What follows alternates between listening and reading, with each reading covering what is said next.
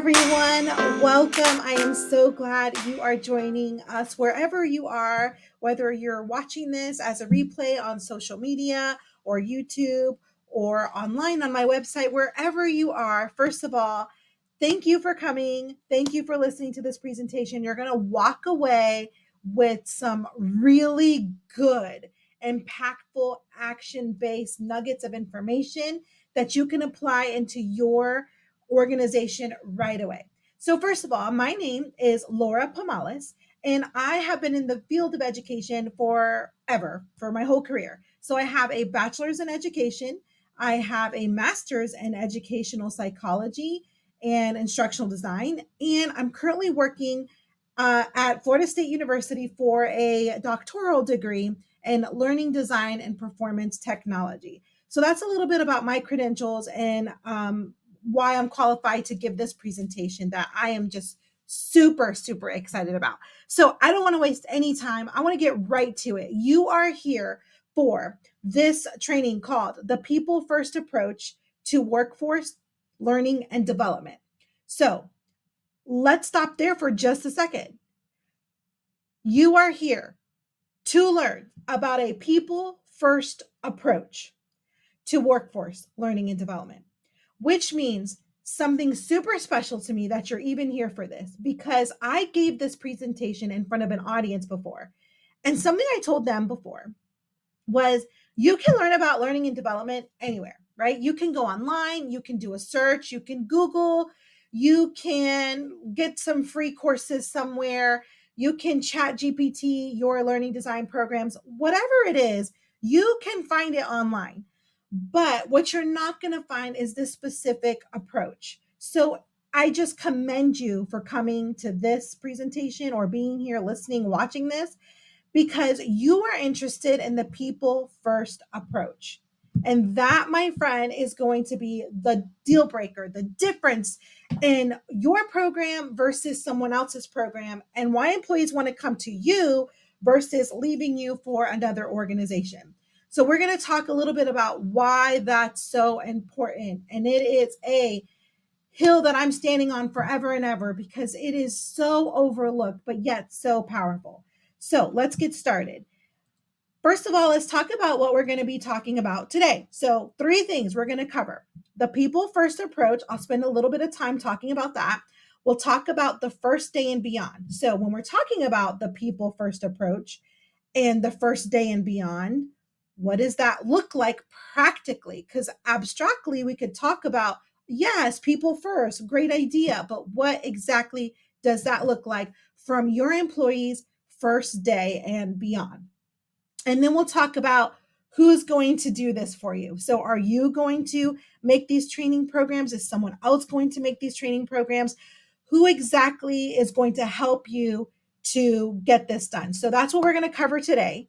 And just in case I talked too fast or didn't cover it in the beginning, first couple minutes, this video or this snippet that you're watching is going to be for organizational leaders. Maybe you're the entrepreneur, maybe you're the owner, maybe you are the co-founder, maybe you are the HR professional. Whatever it is in those categories, it's for people who are looking to develop their training or their onboarding program in their organization. So maybe you started off as a solopreneur and you were all by yourself, and then you added a couple of employees and now you've grown and you have 10 or more employees, or maybe you started off with a group or a co-founder. Whatever it is, today you find yourself like, holy moly, I now have a lot of employees and I'm growing and I'm ready to hire more, and I wouldn't have ever, my wildest dreams are coming true, right? And now I need to make sure that I have systematic approaches to making sure that when I bring people on, I'm doing it with intention and with purpose, because that is what it's all about. Okay, if we're missing those pieces, we're going to be in trouble down the road with retention, keeping people with us. So this part is really important. So again, to clarify, if you are here, you are an organizational leader or someone who can make the decisions to hire employees and how exactly you're going to execute that. So, how to implement an onboarding training program, or even how to revise an existing one that you might have going already. So, you're looking to solve the problem of systematizing your learning programs and your organization. All right, let's get started. If you learn nothing else from this webinar, video, wherever you're watching this, if you learn nothing else, it would be an honor if you walked away knowing that your people are the most important asset in your company. If we can get this down right, pat down right from the beginning, the byproducts of how this is going to affect your organization are going to trickle down forever and ever and ever. So, maybe when you first started this company, or when your organizational leaders first started this company, they were doing all the work by themselves. Maybe they were the bookkeeper, maybe they were the administrative assistant, maybe they were the service personnel, or maybe they were making the product or delivering the product. Whatever industry you're in, perhaps you did it all or had a handful of people who did it all. But now you're at the place where you've grown so much and you've got administrative assistants and you've got a marketing team, and maybe you have an accounting team, and maybe you have service personnel or people making your product or whatever it is. Now you have a group of people. And if you find yourself growing and needing more and more employees to get the work done to satisfy our customers and meet our revenue goals, right? Well, what would happen if one day you woke up and all the people are gone? So, who then is going to answer the telephone? Who then is going to go out and make the service call? Who then is going to handle the accounting paperwork or be the administrative assistant or answer the telephones? What I'm trying to say is that if your people are not there and they're not doing the work, and if for some reason something happens and they leave the next day, something, terrible happens and they're all gone, hypothetically speaking, hopefully that never happens to any of us. But if that were to happen, what would you do? Most likely, you don't have a whole round two of people to put in place right away, ready to get to work, right? Because that would not be feasible. So you probably would find yourself having to halt business, having to stop some services, or having to not make products. And you'd probably find yourself with some really angry customers. And you'd probably find yourself having to deal with those angry customers yourself. And the worst case scenario is that you'd probably have to close your business down. Do you see why I am saying your people are the most important asset in your company? Not only are they the backbone of your company, not only do they keep your company running, right? But we care about them much more beyond that, because their wellness and their dreams and their health and their ability to be encouraged is going to directly impact you as well. So you come to this full circle moment when you are taking care of each and every single person. And ultimately, it benefits you at the end. What I said when I spoke to the audience during this presentation that I gave live before was that we should do the right thing by people because it's the right thing to do, right? We should care about them.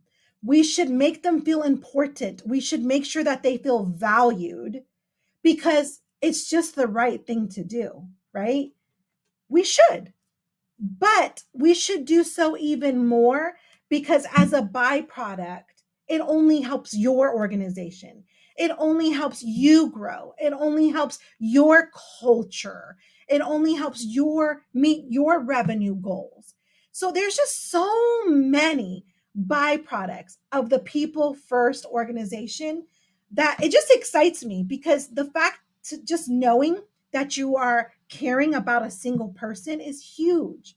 I care about people so much, and I love to be encouraged. And so I love to encourage.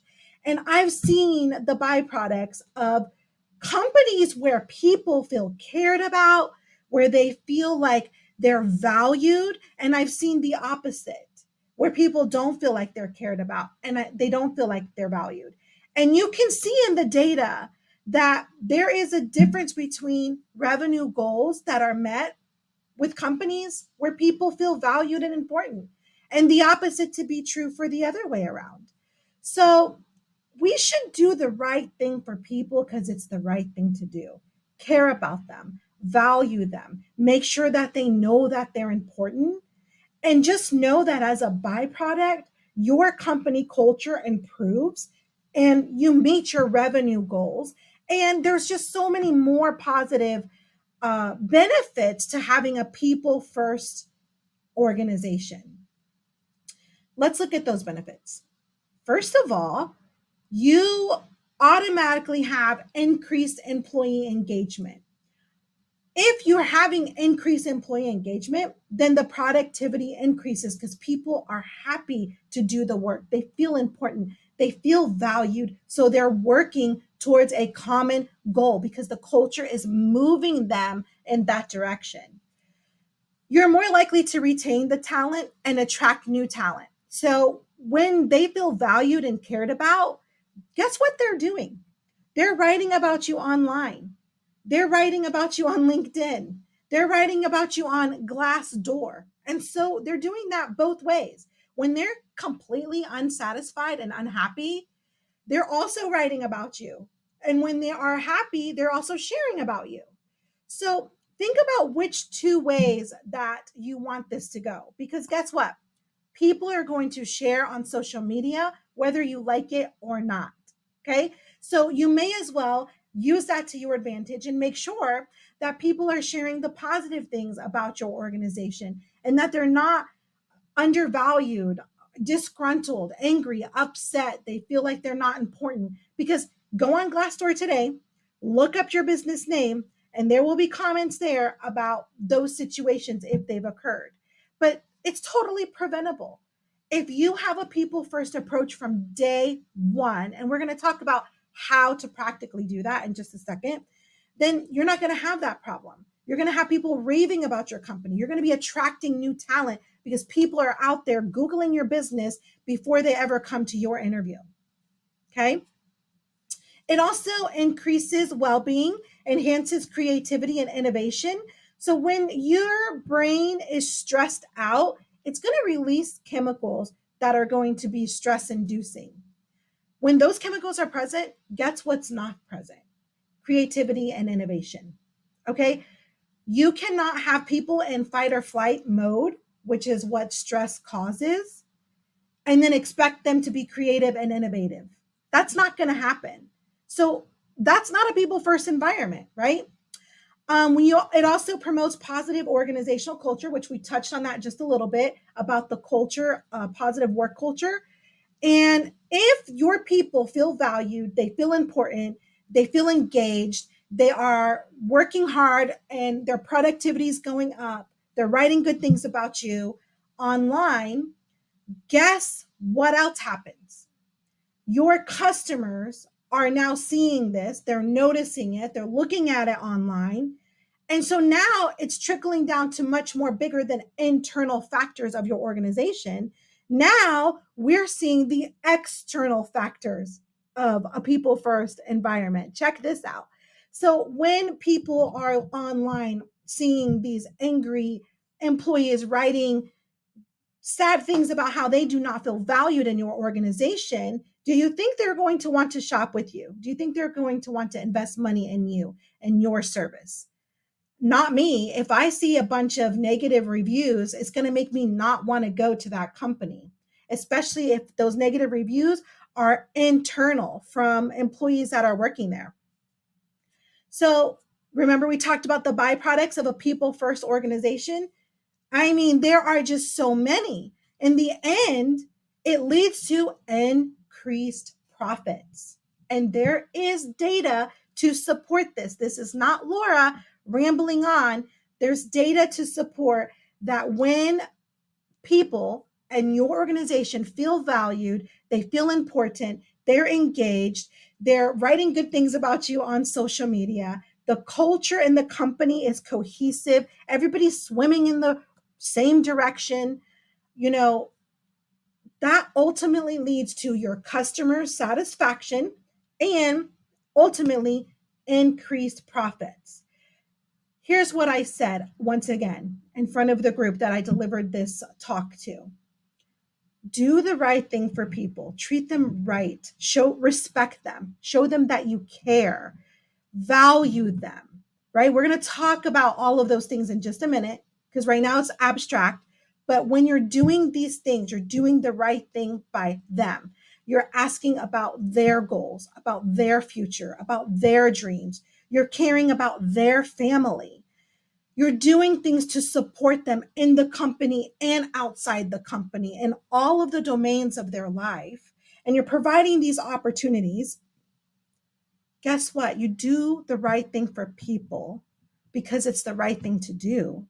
But also, it ultimately comes back to you in the bottom line. You're retaining talent, your attrition problems go down.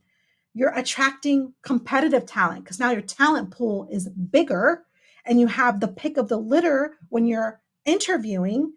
Your customers are seeing this, so you might gain more customers through word of mouth. And ultimately, it comes back to you with increased profits. To me, this is a no brainer. Number one, because I love people. I love people. I just gain so much energy from interacting with people, talking with people, learning about people, just being interested in different people's lives in the workplace and outside of the workplace, right? But also because it's just, I know the power of the people first organization and what it can trickle down to, not only in your business, but in your community and at large in the world. Because I'm a big picture thinker and I don't just want to think about the internal stuff in organizations, but also the world. You're literally impacting the world when you are giving people a really good work life experience. How cool is that? That's pretty fantastic. All right. So, now we've talked about the people first. I know I've spent a significant time there because it is important. But what does that look like? What does it look like? Okay, great, Laura. Thank you for sharing. People first. Yeah. Engagement. Yeah. Retain talent. Perfect. Okay, wonderful. But what does this look like actually? Practically, what does it look like? Let's talk about that and how we can create that from the first day experience. So here we go. We're jumping in. It's somebody's first day. So you've got them hired. They went through the HR process. They did a background screening. Maybe they do a drug test. Maybe they did a cognitive test. Whatever your company systems are, they've done that. They jumped through the hoops. They are here and they're coming. It's going to be their first day. Now what? When we talk about the people first experience, this is the nitty gritty. This is the granular. This is the part where, okay, take action. It's not just you saying we're a people first organization. Now it's, okay, let's show you the money. Let's show you what this actually looks like. And to do that, we're going to talk about that in your organization. What does that look like at your place? So take a second and think about a person who just got hired yesterday. Today is their first day. What are they doing? What are they doing on their first day? Are they coming in and waiting for 20 minutes before they're greeted? Are they sitting around and getting kind of bored? Are they having a bunch of paperwork to do for human resources? What are they doing on this first day? Are they being sent out into the field? And here, follow Timmy. He'll tell you what to do. Okay. What are they doing on this day? Because here's where the rubber meets the road. And when you want to talk about people first, that first impression is everything. So I hope you took a moment to think, what does that journey look like for the new employee in your organization? So Put yourself in their shoes and ask yourself, what are they going to be doing every minute of the day, every hour, and track what that experience might be like for that person. Because you're busy, right? You are running a company, you are making decisions, you are putting out fires, you are doing the work out there. But if it's someone's first day, they're not doing any of that. But what are they doing? And is it a people first experience for them? So let's look at possibly their first day. Here we go. Their first day laying the foundation. Okay. I'll tell you what they should not be doing. Okay. They should not be doing work. Ah, right? You're like, what do you mean, Laura? I hired them because I need this work done. And I hired them because I need this position filled. What do you mean? Don't give them work. I know. I know. It's crazy, right? Do not give them work. Don't do it. Their first day is the chance for them to get into this relationship with you. And it's an opportunity for you to show them how valuable they are and how important they are. And you're not going to do that by inviting them in. Here you go. Here's a sticky note full of things to do today. Get to work. No, you're going to have bad reviews on Glassdoor and LinkedIn. Okay. Don't do that to people. That's not inviting. That doesn't make me feel valued. That doesn't make me feel important at all. And it wouldn't to you either. But what would it look like if they had a really bad first experience? So they come in, nobody greets them at the door. Okay, that's strike one. No one's even said anything. Strike two, the receptionist doesn't even know that they're coming. That's strike two, right? Geez, they weren't even expecting me. These people they don't even know I'm coming. Third thing that happens is you get sat in a cubicle and you have to do now 45 minutes of paperwork for human resources. Boo. Okay, strike three. This is already boring and I probably don't want to be there now, right? And then again, someone else is walking by. They're not saying, "Hi, how are you? Are you new here?" No one's greeting you. So you're just being ignored now. And then you can't log into your laptop because you don't have the credentials, or maybe you're out in the field working and providing a service and there's not even a checklist to follow of like how your day is going to go. You have no idea what's going to happen in the next 5 minutes, much less the next hour or two. And you're clueless and you're not, nothing is organized. That's strike four, five, and six, right? What's happening in that person's brain right now? Right now, the foundation is being laid that this place is not organized. They do not value me. They do not care about me. They didn't even know I was coming. They didn't even give me some sort of sheet that says what I'm going to be doing for the day. They didn't even have my credentials ready to log on to my computer, or they didn't even have a checklist for me for what I should be accomplishing for the day. I'm lost. I'm confused. I don't know what to do. Every single time that employee has one of those thoughts, they're laying a negative foundation for your organization. Because every time that we think of thought, chemicals are released in our brain. Okay. I'm going to throw in some neuroscience because I love neuroscience. Okay.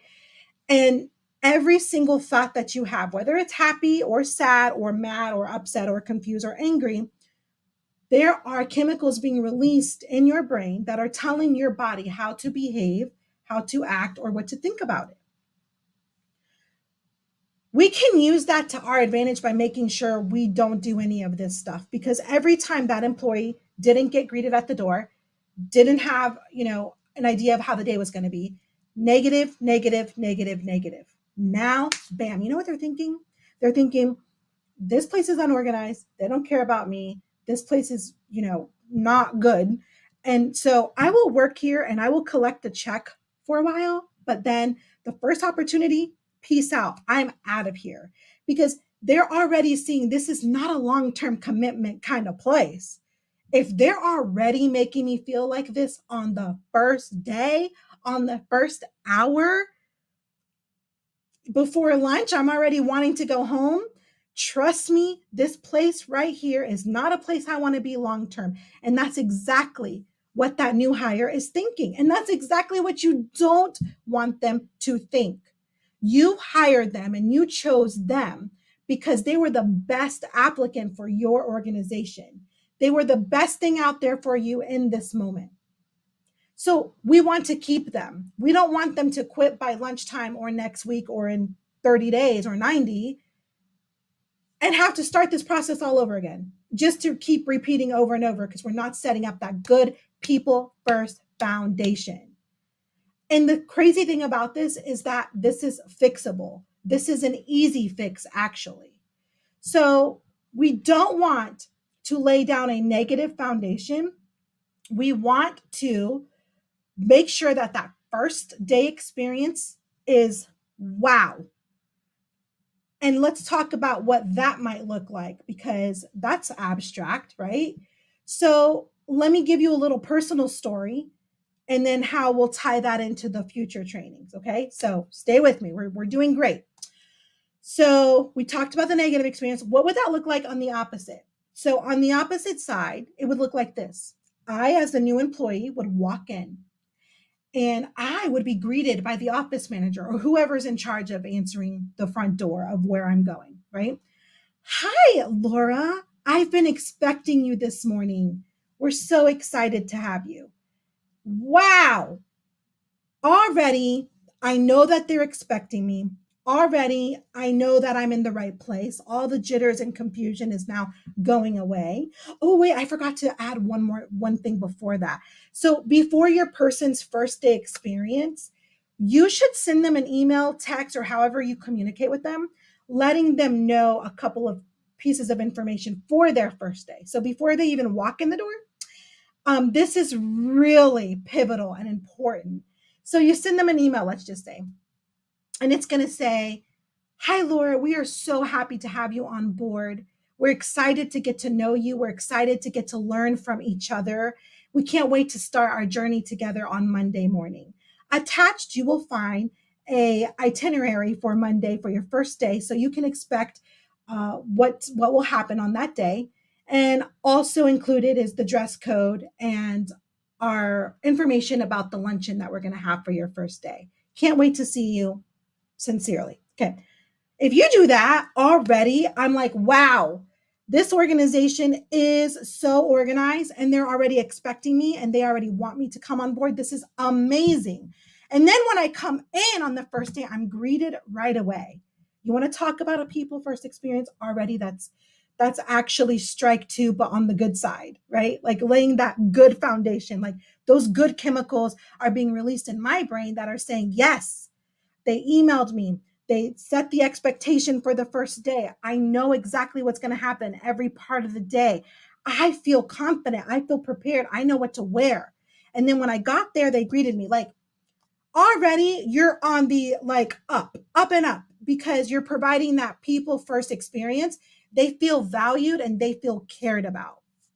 What if then you took them around and you gave them an office tour or you gave them a field tour, wherever it is that you're working in your industry? Maybe it's a warehouse, maybe it's outdoors, maybe it's in an office, wherever it is, maybe it's in a restaurant, doctor's office, wherever it is, right? You're giving them a tour and now you're like taking them around and you're like introducing them to people. And they're saying, hi, this is Laura. This is our brand new blank insert role here. And she's excited and we're excited. And I'd like to introduce you to her. And then what if you did that, for the morning, right? You're not giving them any work. This is fantastic. I mean, what kind of culture is this when you could do things like this? Like amazing. It's one that I certainly would want to work at. So we're meeting people and maybe they meet with the IT team and the IT team has everything ready with their name on it. Like here's a sheet, here's your name, here's your passcodes, here's all the things that you need. And what if they sat there with the person and made sure they walked them through everything? What if they had lunch that day with the team? What if they got to have a one-on-one with the manager that day for 15 minutes? Are there any loose questions that are still lingering? What if they met the CEO or some of the people from the executive team? How cool would that be? Now, that's people first. Because you know what? As soon as I get home, you know what I'm going to do? When my family members are asking me, how was your first day? I'm going to say it was fantastic. They greeted me. They introduced me to everyone. They took me out to lunch. They introduced me to the CEO or to the executive team. I feel like I know everybody there. I feel like everyone was so friendly. People walking by were asking me, was I new? And they were interested in me. And wow, I can tell this is going to be a great organization to work in. Bam, you've laid the foundation. See how that works? And not in the negative way either. So these are all little things that you can do to make that employee first day experience powerful. And you're making them feel important, you're making them feel valued. And then in the end, it's adding to your company culture, adding to your customer satisfaction, adding to your employee engagement, attracting talent, retaining talent. And the bottom line, remember the bottom line, we are increasing our profits by doing all of that.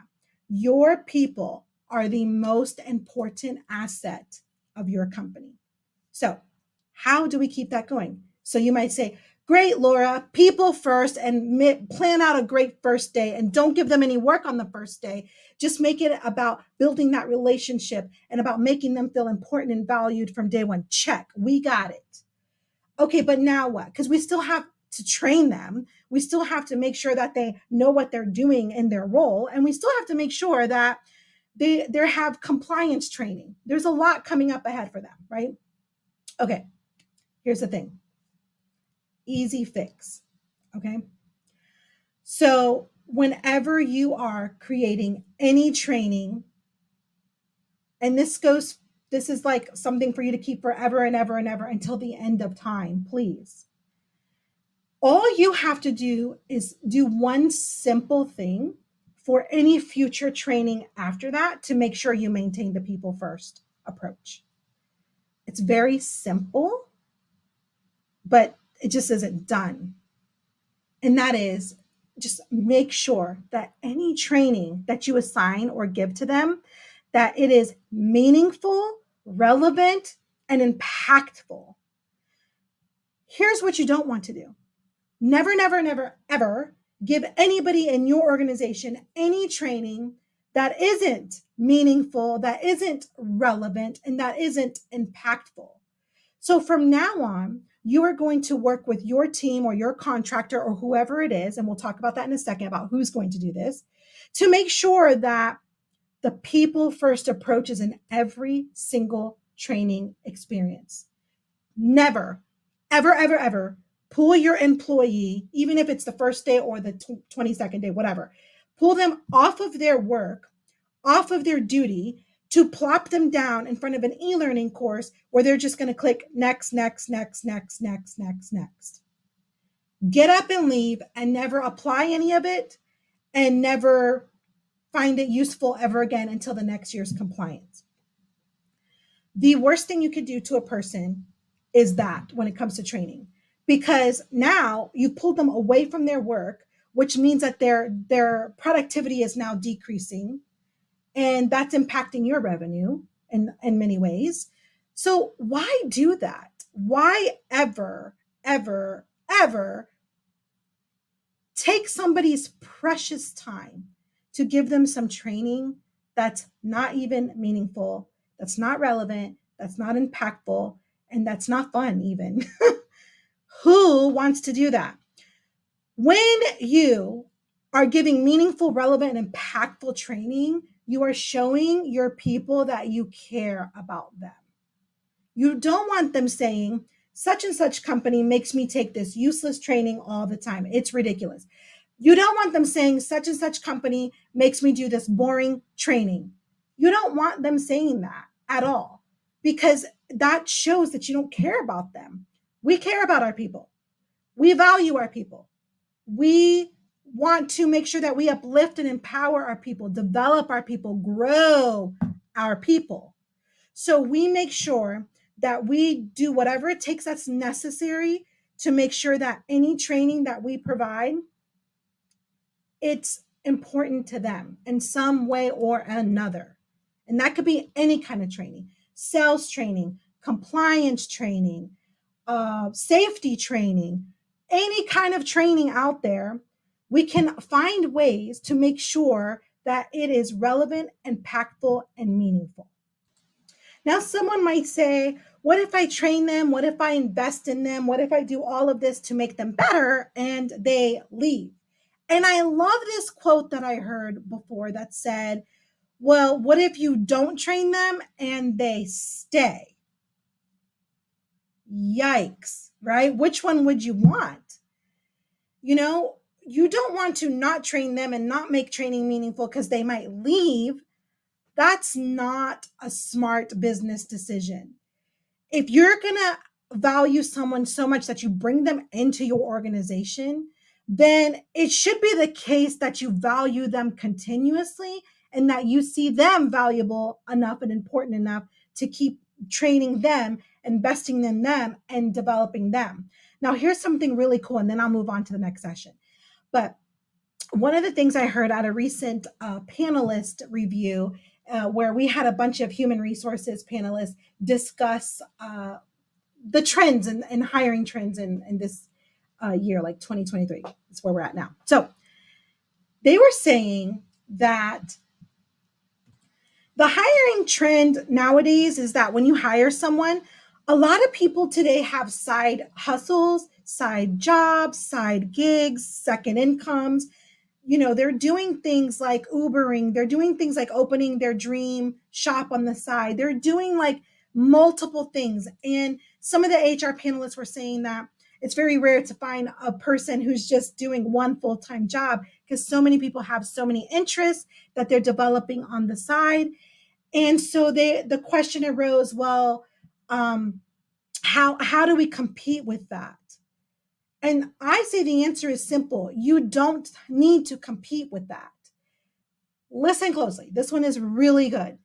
If people are going to leave your organization because they're going to go build their own brand and they're going to start their own company, then they're going to do so whether you train them or not, whether you invest in them or not, whether you're treating them valuable or not. Like, if that is their dream, then they're just going to go build that dream eventually, most likely, right? So what do you do? What do you do in that case when it comes to investing training in someone who has side hustles, side gigs, who you know eventually might go on and start their own thing, or they might become your competition or whatever? People first organizations are always going to put people first, no matter what. I don't care what the circumstances or what the situation is with each individual, you're putting them first. But if you happen to know, or they have shared it with you, that they're going to move on and do this dream side hustle and open up their own business, all the better for you. All the better for you that they're sharing that with you right now in this moment. And here's why. I'll give you an example. If you have Susie Q in your organization and Susie Q's dream is to open up a hair salon. Okay, we're just making this up, right? She's working with you. You're not a hair salon, you're something totally different. But she's like, oh, I've always really wanted to do this. I'm in school, I'm getting the certification. I want to open up my own business within the next 5 years, whatever it is, right? And she's sharing that with you. Just know Susie Q is open enough and confident enough to share that with you, and she's going to go off, and that's great. And there's other people in your company who are not confident enough to share that with you, and they're still going to go off, right? Here's how you tackle that when it comes to investing in training. You have Susie Q for between now and 3 years. Let's just say that's her goal, right? So here's what you're going to do. You are going to invest in Susie Q the whole time she's there, no matter what. And you're going to invest the training because she has to perform the duties of her job while she's with you in order for her to continue employment there. So if you know her goal, and here's how you could use it to your advantage. If you know that her goal is to open up a salon in the future, and you know one of your goals in your company is like you have to increase sales, right? Here's how you put the people first approach into that situation. Hey, Susie, you know what? You told me that you're going to start your own company, and I'm so excited for you. I'm rooting you on. I I support you 100%. And I'm glad you're remaining working here with me in the meantime. So, here's what I am proposing to you. I have a company goal, a vision, right? A revenue income goal to reach this target in sales in the next quarter. And so I am making this training or providing this training to you so that you can assist me in increasing our quarterly goals. And so that'll help the organization meet the goals. But guess what, Susie Q? It also helps you because when you are opening your business, you are also going to be setting quarterly goals, aren't you? Yes, I am. Okay, great. Perfect. So I'm investing in you. I'm going to give you this training. I want you to apply it to our company. We're going to use this new format for the next quarter. We're going to evaluate our goals and see how it went. And then it'll help me now in the present, but it's also going to help you in the future. Okay, wonderful, right? Susie Q's like, oh my gosh, that's great. Oh, I'm learning on the job while I'm getting paid. That's the people first approach. You're working together with your team. Your team members are getting what they need, and you are getting what you need. The organization is thriving and growing because this is now a culture where we all care about each other's futures and goals and dreams and plans. And so I don't think we should ever necessarily worry about people leaving. They're going to leave. They're going to leave. That's just life. People move away. Things happen. Spouses retire, then they retire. Whatever is the case, they pivot careers, they change careers. Whatever is the case, doesn't matter because it's just going to happen. It's a fact of life. It's rare today to have somebody stay for the 20 years like we used to see back in the past. People are making jumps, they're moving, they're shifting, they're changing careers. Whatever is the case that's happening, people are going to leave. So here's what I say, work with them while you have them, invest in them, have them apply those skills of training into your organization, and just meet them where they are and say, hey, it'd be great if you take this training and apply it now. But guess what? It's also going to help your future goals and dreams. And if you know every employee's future goals and dreams, you can help them reach those goals and dreams. But while they're with you, they can help you reach yours. I hope I'm explaining this good enough. I feel like I'm rambling a little bit, but I just want to drive home the point that this is the day and age that we live in today. People are hopping around. We're not no longer seeing 30-year employee companies, 20 years. I mean, they're still out there and it's commendable to do so. But for those who are jumping ship, it's more and more and more. And you're seeing 2 years and 3 years and then movement for whatever reason. Maybe it's higher salary, maybe it's a pivot, whatever it is. But it really doesn't matter. If you know that the world is going to that, then let's just capitalize on that as much as we could to help each other grow. All right, that's enough. I'm going to move on. We'll talk about that a little bit more later in my podcast or in my social media posts. We can go on and on and on and on about that. All right. So many of you are now saying, great, Laura, people first organization. Yay. The first day. Yay. Make sure the future trainings are powerful and impactful. This is great information. This is all warm and fuzzy stuff. But I want to see the numbers. Show me the numbers. All right. So ask and you shall receive. Here we go. Show me the numbers. And I have a couple of slides I'm going to show you. By the way, these are from Forbes.com. So none of these are made up numbers. You can go there right now and find them for yourself. So I'm going to kind of pass through these because you can easily find these online. So here's some of the people first approach numbers that support what we've been talking about for the last 30 to 40 minutes.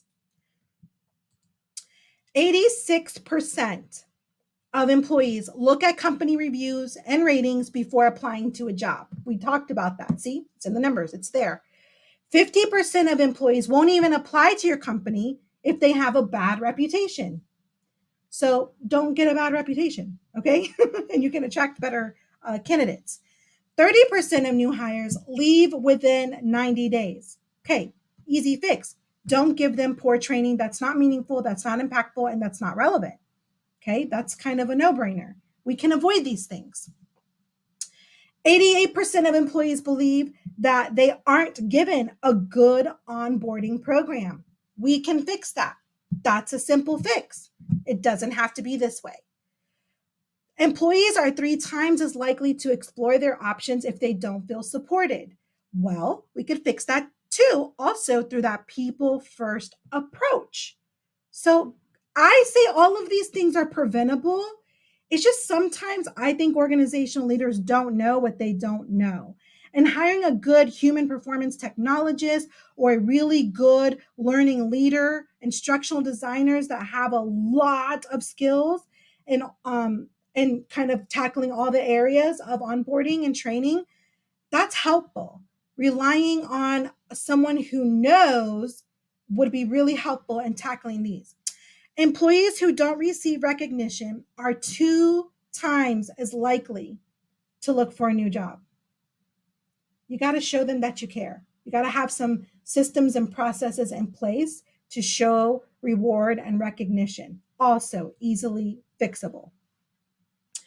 And then we have 21% of companies with highly engaged employees are 21% more profitable. Bingo! That's just what I had said earlier about your bottom line increases when you have the people first approach. So I'm not making this up. Go to Forbes right now and you'll see it there. 71% of CEOs identified human capital as a key source of sustained economic value. Wow. And check this last one out. Positive onboarding experiences make employees 18 times more committed to the company and 38% more effective at their job. Engaged employees at your company could mean 147% higher revenue than the competing companies. Hello. Okay, so I hope that as of now, you have seen why I am preaching people first, why I'm preaching positive culture, why I'm preaching meaningful, impactful, relevant training. Why am I preaching the first day experience? Why am I preaching Google reviews and LinkedIn reviews and Glassdoor reviews? When you put all of these pieces together, ultimately, you're putting the people first.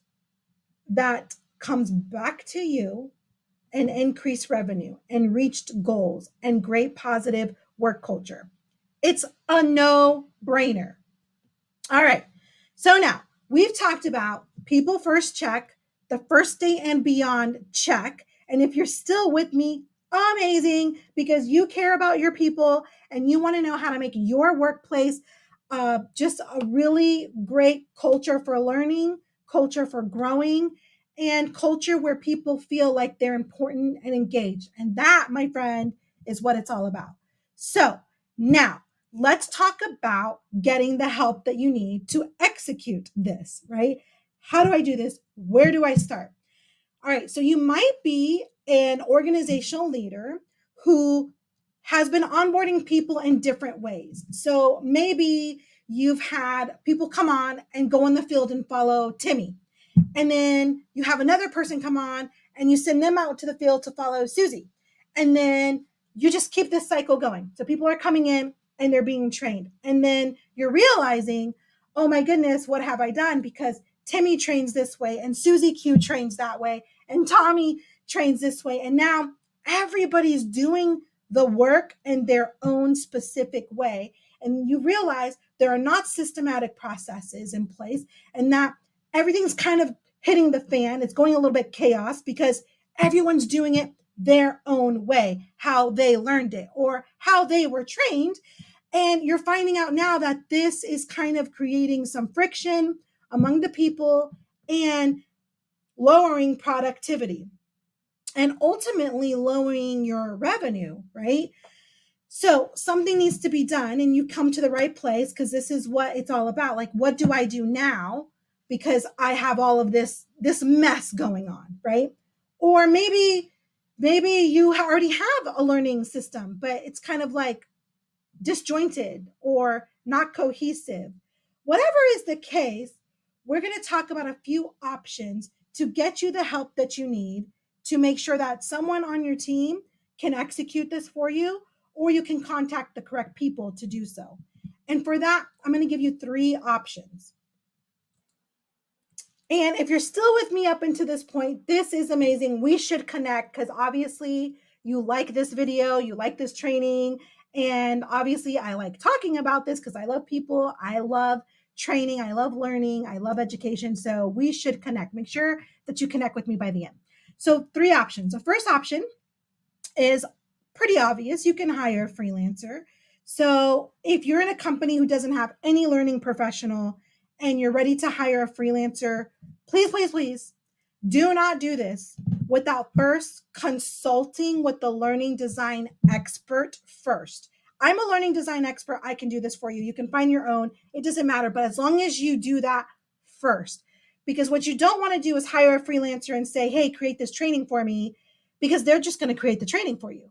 But here's the thing, they don't necessarily know or might not know to ask you questions that are so necessary before they just create a training, right? Because here's where you're getting into the meaningful, impactful, relevant part. They may just create you a training depending on who you find, but maybe they will ask you about your people and they will do an analysis, but that usually comes with a different fee. There's just so much that you don't know. You don't know what you don't know if you're not in the learning and development world. So hire a learning design expert to kind of give you a consultation, 30 minutes or an hour, and then they will tell you what to look for in a freelancer. That's a really good nugget of information that I'm glad you just got. So, what does that look like? So, here we have a couple of Upwork people that I just found. These are hot off the press just a day or two ago, maybe not even a week ago, actually. Learning professionals that you can hire on Upwork. So they're looking a little blurry on my end. I don't know if they're blurry on your end, but here's a person that you can hire on Upwork. I think he was charging $140 or $150 an hour. Here's another person that was you can hire on Upwork, and they are $49 an hour, I believe. So there's lots of options. Some of these people are US based, some of them are in India. They're all over the world. Lots of options, lots of different price ranges, lots of different capabilities, lots of different skill sets. Some can build you a curriculum, some can write your scripts, some can make a video, some can build an e-learning software, some can manage your learning management system. There are so many skills. Here's another one, $20 an hour, I think, from India. There's so many skills and things that instructional designers and freelancers can do that, again, if you don't know what you don't know, you could end up making yourself pay more money or do more work. But what are the pros and cons of hiring a freelancer? Let's get into that right now. So the pros would be that they're flexible and they're specialized. If you know what you know and you know what you need, then you can get someone that's specialized. And they're just kind of like a expertise project based specialist. So that's kind of good if you need that in that moment. They're also cost efficient. So when you're hiring a freelancer, you don't have to pay for their health insurance. You don't have to pay for paid time off. You don't have to invest in their retirement. And so it could be a less money in some ways, and it's for a short-term commitment. So if you don't have full-time work for an employee to hire someone full-time, you could just get a project-based professional and pay them. Great. What are the cons, though? The cons would be that they are not going to be familiar with you. They're not going to be familiar with your company, with your people, with your values, with your goals, with your culture. If you find a really good learning professional as a freelancer who is asking you these things, that's a good sign. most likely they're just wanting you to tell them what to do. And then they're going to deliver you that thing. And then it's your problem now, because now you have a product and we don't know if it's going to be impactful, meaningful, or relevant. So you may have just wasted your whole money, because if it's like an e-learning course, people might just go click, click, click, click, click, click, click, all done. Yay. And what value did anybody get out of that? I don't know. But this is a potential con. All right. Another one is that they may have limited availability. So they're not always going to be available for follow up or project revisions. This one is huge, because how many times, if you're a learning designer or a learning professional watching this, how many times have we gone through the iteration process of an e learning course or some sort of learning design, and we have to come back and revise even after it's been through the multiple revisions and we're on the gold version and here it is. This is our baby. We're done. Roll it out. It's out. And lo and behold, it happens. Something was missed, or we want to add something else, or we want to change this because we gotten feedback, whatever it is, right? You're not likely going to find that freelancer again to make that revision. You might have to find someone else. And that's when we start talking about the quality of work being different. So that's a potential con. Might not happen, but it could. Speaking of the quality, you might run into potential quality variation. So if you hire me as a freelancer and then you hire Johnny as a freelancer in 6 months, and then you hire Mary in 5 more months, you will see that we all have different styles, different looks and feel to your products that we've delivered to you. That's a big con nobody talks about. I think it should be talked about more, because then you end up, it's the end of the year and you've hired 7 contractors, freelancers, to do some of this work, and it's like not cohesive. It's like disjointed. It's like not having the same look and feel, not having the same tone or message. And it can just look bad. And when you think about hiring those people on their first day and they're taking these trainings, it just looks like, I don't know. I don't know about this kind of training. It looks a little tacky, right? And then you have less control, and you don't know if they're doing research methods, because you're not a learning design expert likely, or else you would just do it yourself. And so you don't know what the learning theory research methods are. You don't know if they're following, good best practices when designing training. You don't know assessment types and assessment skills, and you don't know about Addie and Sam and all of the jargon that we throw around in L&D world. And so then if you don't know, you're counting on them to know, but you don't know if they know. And they can tell you whatever they want, but you just don't know. So those are the pros and cons of hiring a freelancer. All right, with that, we move to option 2. So option 1, hire a freelancer. Option 2 is hire a full-time employee.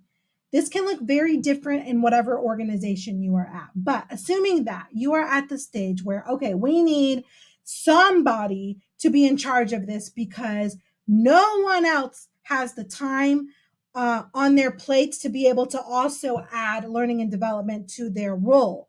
So now you're like, okay, we have to hire someone. What do we do? Well, HR will obviously work with you in recruiting and interviewing and all those things. But just for the purpose of this video, we'll show you some examples from LinkedIn. And again, these are a little bit blurry on my end for some reason. They weren't before, but I hope you can see them. But if you can't, here's a couple of options for learning and development specialists that you're going to hire in your company for the first time. So here we're looking at someone you can hire here for, it looks like 55 to 65K per year. So this is learning and delivery specialist. This is hot off the press, LinkedIn, just under a week old. So these salary ranges are accurate. And so you could hire a corporate trainer, a learning and development specialist. This corporate trainer position is 65 to 70K per year, I believe, full time. So if you're thinking about putting this into your budget, into your next quarterly goals, you need to maybe think about budgeting out at minimum these salaries so that you can have them covered. And these ones are looking at 45, 55, 65, 70, depending on work experience and expertise. Here's another one: learning and development specialist, learning solutions designer. So, if you're wanting to hire a learning and development specialist, you're looking again at anywhere upwards to the six-figure mark, 100K, depending on experience and education. And then you're also looking at 76 to 107 for a learning solutions designer. And that's in Fort Myers. Some of these are remote, but I try to get them as close to Florida, where I live. But if you live elsewhere, just go on LinkedIn. That's what I did. And I just gone on there, looked up learning as the keyword, and then all the learning jobs will pop up, and you can start to see which kind of job roles and responsibilities might closely match yours, and then you can start to budget out your next um, hire if that's the case. And I added one more for a director because I don't think it would be a smart idea to just hire a learning specialist or just hire an instructional designer unless they have also the capability of being the director, the leader, the chief learning officer, the vice president of learning and development, because these are the people here that are going to bring the strategy to you. So you can go anywhere on the freelance market, and you can hire an instructional designer and say, hey, I need a class on safety. And they can help you create that. But without kind of a roadmap in place ahead of time, you'll just keep going there and asking for courses and getting them. But then you'll soon you'll soon enough realize, oh no, what have I done? Because you'll see that you lacked the strategy in the first place, and you'll have again a disjointed, not cohesive learning program. That's not a people first experience. You don't want that. So I put this one in here so you can think about how you can work this in. Director of Learning and Development, 122 to 140. This says that it's in the United States. This was posted just a week ago.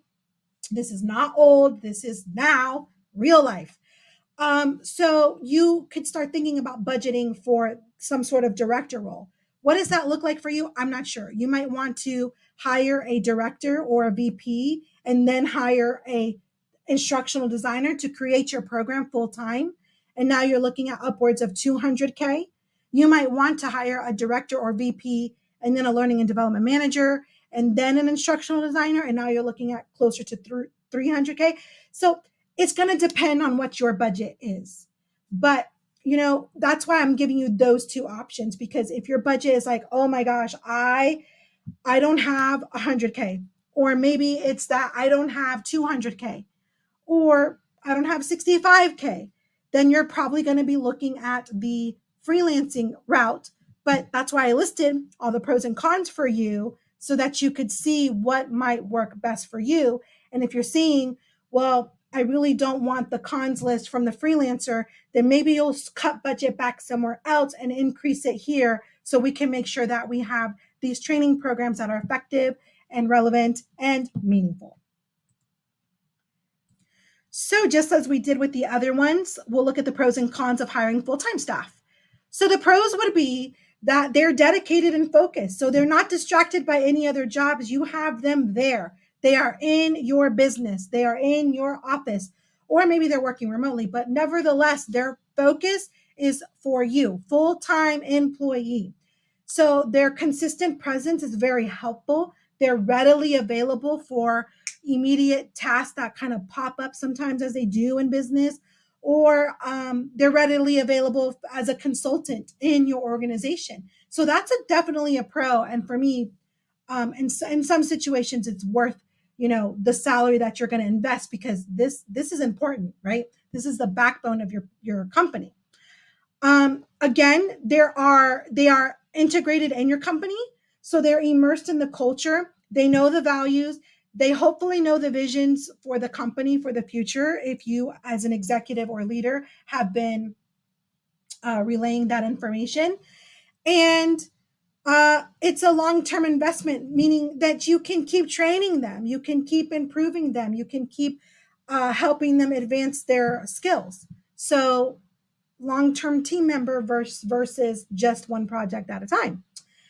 The con would be that you don't know what you don't know. And so sometimes if you're hiring a specialist, you think you're going to get someone who can do a strategy and instructional design and e-learning analysis and e-learning development. And they can also do evaluation, and they work really well with subject matter experts, and they can do learning strategy, forecasting, and the list goes on and on. So you have to just make sure when you're hiring someone that you at least consult with a learning design expert so that they can really help you nail down exactly the kind of role that you need for this company. Another con is that it's probably going to cost more. You're going to now be paying benefits and PTO, retirement, and overhead costs for our full time employees. Next, you might not have work for them 24/7. This could happen in a newer company. I know I worked in an organization where there was always work, so I didn't have this problem. It was an established 20-year company, and we always had new change initiatives, new training, revamping training, revising training. But if you're a newer company, you might find that they don't have a lot of direction if you're hiring a specialist and they really don't know what to do, and then they wait to be told to do a training or something, webinar, job aid, e-learning course, whatever it is. And there might be times where there's kind of like low workflow, and your company will work that out, but that's just, could be a con because you're paying them salary whether they have work or not, which is one reason why people might lean towards a freelancer. But again, there's pros and cons to both. And onboarding and continuous training costs for sure. How do you know what to look for in the training professional, which we covered that up top? So those are two that we covered, the freelancer and the full-time employee. So now we're going to go to option 3. All right, so option 3, ta-da, it's me. I am option 3. So this video was really made to give the audience members a kind of like a rundown of the people first experience when you're developing your learning and development programs. And it's giving you options of what to do on when you're ready to start one. So I'm not here to sell myself at all whatsoever. I want you to connect with me. I want you to gain value from this. And if you choose that working with me is your choice, wonderful, right? Because we have shared values of people first. That's important. But if you don't, then that's fine too. Just share this video with someone else who is starting a training program or someone else who is in your shoes. It's totally fine. I'm going to keep delivering the value. I'm going to keep delivering the actionable steps that you can take as a business leader to grow your people. So I would love the chance to work with you. But here's option 3. Right now, I am giving you something in between option 1 and 2. So option 1 was that you hire a freelancer. Option 2 was that you hire someone full time.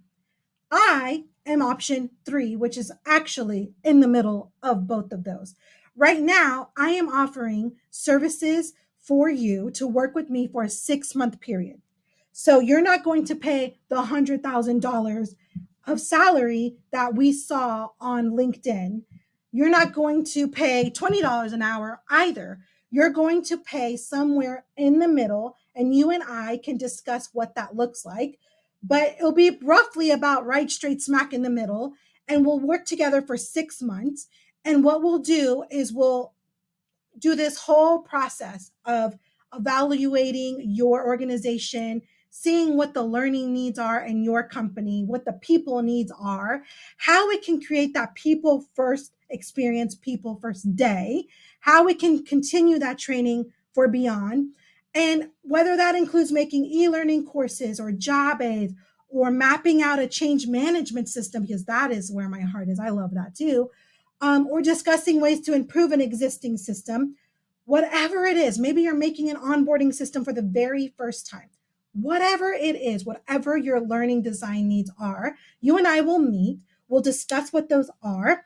and we'll make a plan. And if we're a good fit, then we can work together for not just one project, but neither for a whole salaried position, but somewhere in the middle. And that seems to be the sweet spot need that's neglected in these situations. So I am here for you. Scan the code, get in contact with me. I'm on LinkedIn. You can email me. You can text me. My phone number is there. And then pass this message along to others who you think it might be useful for. So, as I did with the others, I'm going to show you the pros and cons of working with moi. So, the pros. The pros is that I care about your people. You already know that because you just watched an hour of this presentation of me yelling about how much I care about people. So, yay, that check, right? I care about your organization. I care about your culture and vision. I'm not going to do anything with you or your people without first knowing where is this organization going? What's our vision for the future? Where are our shared core values? What's the culture like? So, check. You can get the best of both worlds with me. So I said that before. I'm not going to be with you for one project. I'm neither going to be with you as a salaried full-time role where you might have to let me go later or lay me off and then pay me a package, right? A severance package. So I'll work with you somewhere in the middle where I will work with you with several projects at a time so we can get that cohesive look so things are not disjointed. So the look and feel and style are the same across the board. And when I'm done with my time with you, you have all of this stuff. And now you have a great onboarding system for years to come, maybe. And if you don't, you can call me back and we'll work together again. I will be a contracted position, but I'm with you for several projects.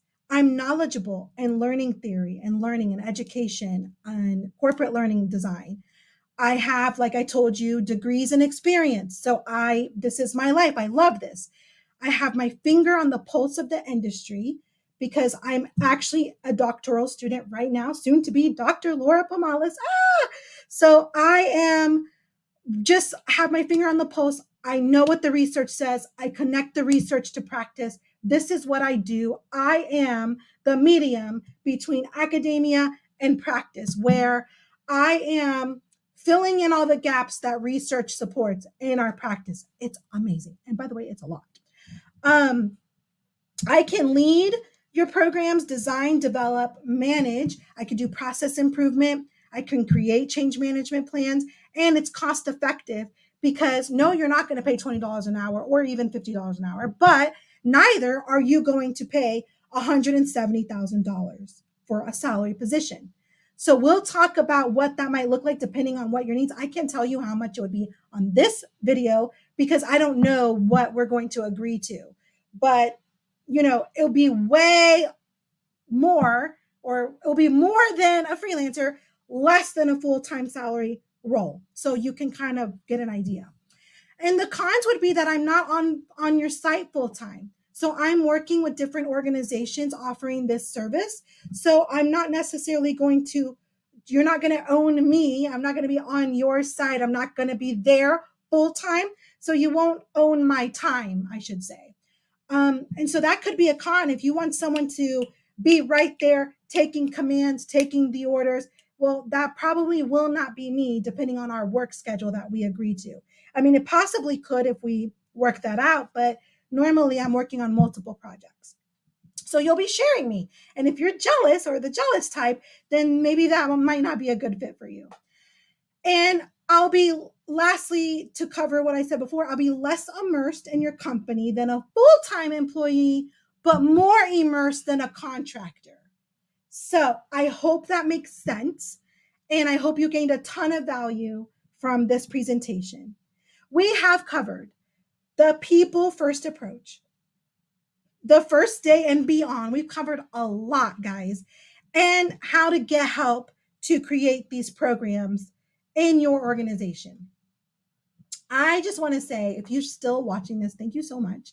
This means a lot to me because this is I could talk about this all day. And I just want to say, if you're still here, it's because you care about your people and because you want to create great learning that's meaningful and impactful and relevant. So I just invite you to connect with me. Go to my website, laurapomalis.com, scan the code, Find me on LinkedIn under Laura Pomales. Find me on Facebook. You can find me on Instagram. I'm starting to pick up my social media platforms, and now on YouTube. So, uh, you know, I want to say the last thing. Thank you, thank you, thank you for being a part of this presentation. And the most meaningful part of it for me is to make sure that you got meaning from it and that you were impacted and that this helps you move the needle in your learning programs or your people programs in some way. And it would bring me great honor if you left a Google review or left a LinkedIn comment or left me a message somewhere to let me know what value you got out of this. And I would love, love, love to work with you and your organization if you see that this is a good fit. And again, if you don't, go ahead and pass this along to other company or organizational leaders that might see that it's a good fit. So remember, we do the right thing for people because it's the right thing to do. We support, encourage, and we value them. We make sure that we have great programs in our company that encourage good health and well-being because it's the right thing to do. But also, it comes back to you in the end with increased engagement, increased productivity, talent attraction, talent retention, because we want to keep them. And it also improves our customer satisfaction. And lastly, it increases our revenue. Bottom line numbers are going to go up when you take care of your people. So until next time, y'all, this was so much fun. I will see you guys soon. Have a wonderful day or night. I can't wait to talk again soon.